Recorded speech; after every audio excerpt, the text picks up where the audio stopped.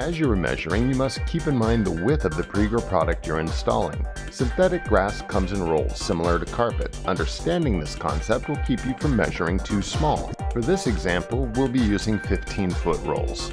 Each segment must be measured by the width and length of the area you're measuring. For example, measure from left to right 15 feet by the highest point, in this case 14 feet. Also understand, the highest point might not be in a straight line from where you need to gather your measurements.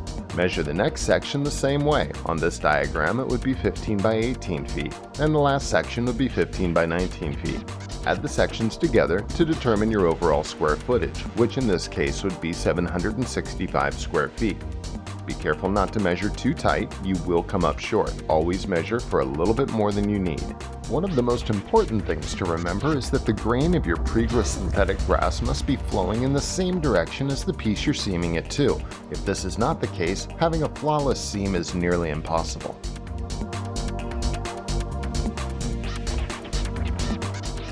If you're installing a weed barrier, lay it down directly atop the soil under your subbase. Now spread your subbase evenly around the whole area where you'll be installing your turf, using the proper tools to level your base to a flat and even surface. After the area is level, you'll need to water and soak your base. The base will not compact correctly without water. Also, you want the water to soak all the way through the base, not just on the surface. Finally, you'll want to compact the surface. Compaction is one of the most important parts of a synthetic grass install. Make sure the edges get compacted well to ensure the longevity of your artificial turf. Our turf has a natural grain in which it flows. As you roll out your grass, all of the grass must flow in the same direction. In order to have a flawless seam, it is important that you trim the flange right up as close to the stitch as possible. This will create a straight edge to work with. As you're preparing to nail your seam, lay out the whole section so that it is totally flat by adjusting the section from both sides. This is much easier to accomplish with two people.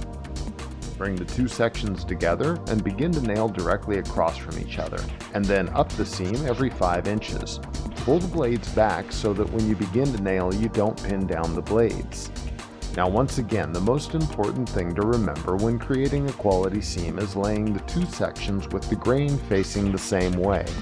When cutting right up to a hard surface, you must be careful not to cut a gap in the grass. Peel back the grass and trim away slowly so that when you lay the grass into place, it will lay down flush. Remember to cut slowly. When you make a mistake cutting, there's not much you can do about it, so be careful. Securing your grass to the subbase is obviously very important. Anchor all the way around the project about 6 inches apart with 40D nails. Place your nails about an inch away from the edge. If you nail too close, your grass will curl. Too far apart and the edge will be easy to pull out. Start anchoring in a corner and anchor all the way around, working out any ripples as you go. In order for the infill to go in successfully, the blades must be brushed up. So we're going to take a power broom and begin to brush the blades against the grain.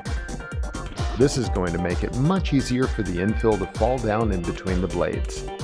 Many of you are probably asking, what is the purpose of infill? Infill is very important. It helps the blades stand up, it adds weight to the grass, and it also keeps the grass cool. On average, you want to brush in about 2 pounds per square foot of infill.